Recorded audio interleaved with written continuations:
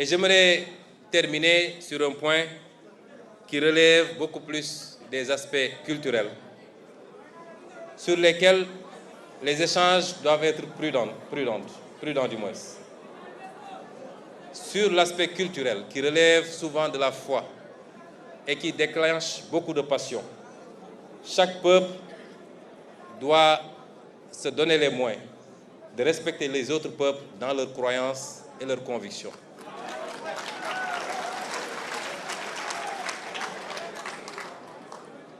Et vous aviez dit tantôt également, je l'ai noté, que la crise de l'humanité ne peut se résoudre que par le contrôle des citoyens sur leur société. Il n'y a pas une seule société humaine. Il peut y avoir un certain nombre de valeurs universelles, mais il y a des spécificités qu'il faut reconnaître, connaître, comprendre et accepter. Et donc, la question liée aux mœurs, la question liée à ce qu'il est convenu d'appeler les LGBTQ,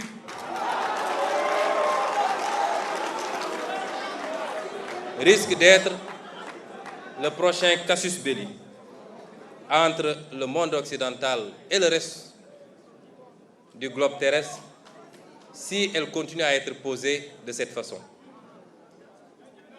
Cette question subitement érigée en débat prioritaire au sein des opinions occidentales que nous respectons quand ça relève de leur réalité.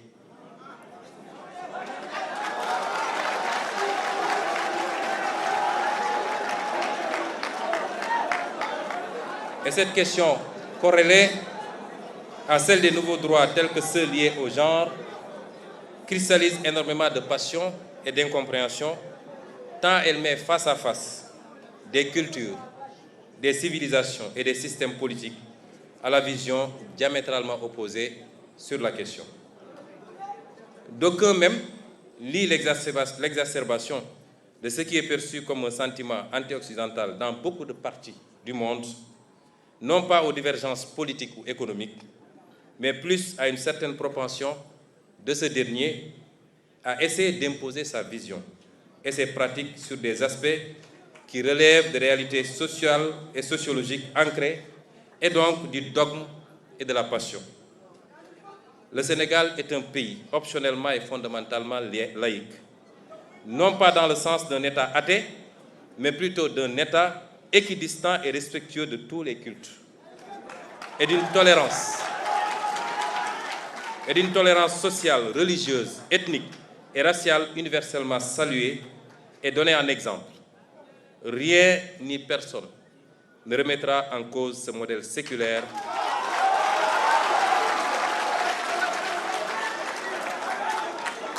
qui précède même l'avènement de l'État sénégalais moderne. Cependant, même si nous partageons une ossature universelle de la laïcité, chaque société l'adapte à son contexte et à ses réalités socioculturelles. Celle du Sénégal, je viens de le rappeler, n'est pas faite de séparation rigide de l'État et de la religion, mais d'une complémentarité contenue faisant de l'État un acteur assumé du fait religieux qu'il encadre et finance même, et des religieux, des régulateurs sociaux indispensables à l'apaisement et à la stabilisation de la vie politique et sociale. Ceci est rendu possible et même indispensable par la texture socioculturelle du peuple sénégalais, au sein duquel le spirituel occupe une place importante, chrétiens, musulmans ou adeptes des religions traditionnelles confondues.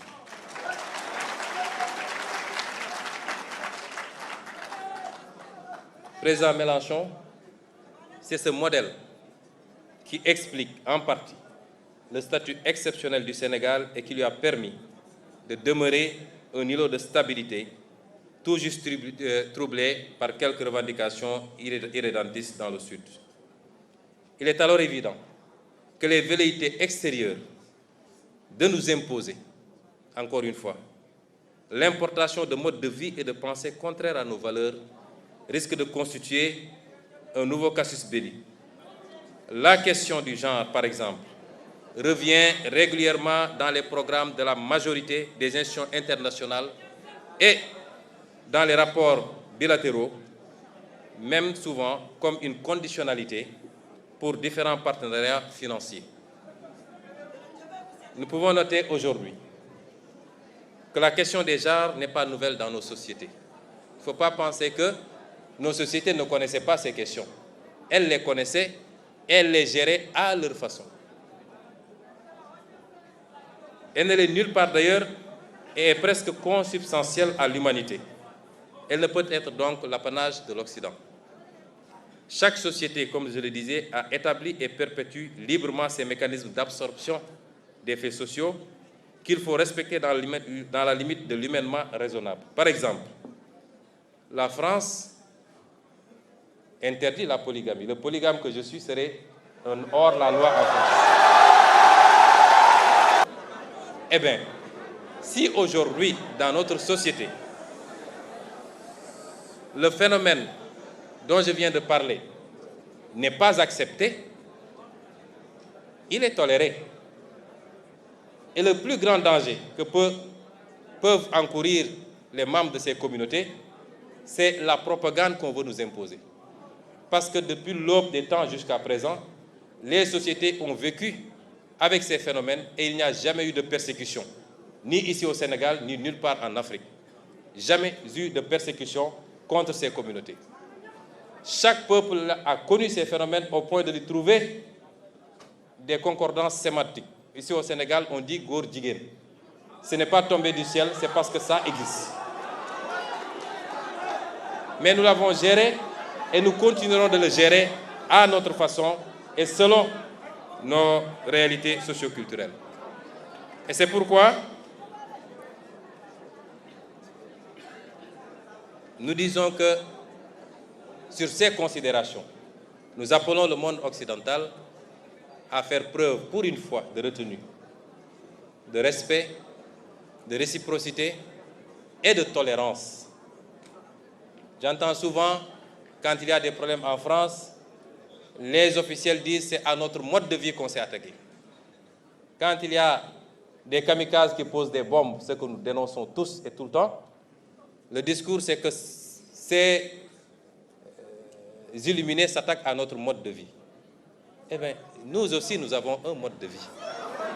Le mode de vie ne peut pas être uniforme et universel. Il doit souffrir de quelques exceptions, ça et là.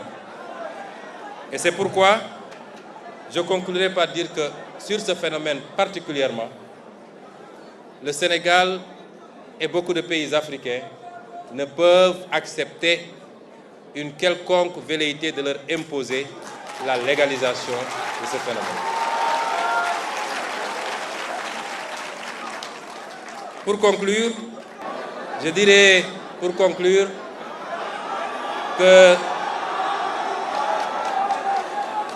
contrairement à une opinion qui est de plus en plus répandue, je suis optimiste pour l'avenir des relations entre l'Europe et l'Afrique. Je suis optimiste pour l'avenir des relations entre la France et l'Afrique et le Sénégal.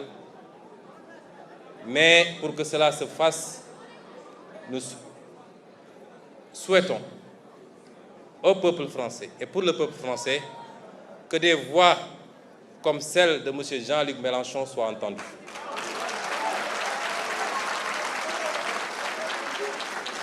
Qu'un discours éclairé, réaliste, qui tienne compte des évolutions remarquables de ces dernières décennies et qui marque un tournant que seule l'élite européenne ne comprend pas encore, il est important que ce discours soit entendu. Je ne suis pas en train de m'immiscer dans la politique intérieure française. J'ai la réputation d'avoir pu élire des maires et des députés et un président de la République au Sénégal. J'ose espérer, c'est exagéré, je n'ai élu personne, c'est le fruit d'un travail collectif acharné. Mais j'ose espérer que cette prédiction se réalise lors des prochaines élections présidentielles en France en 2027.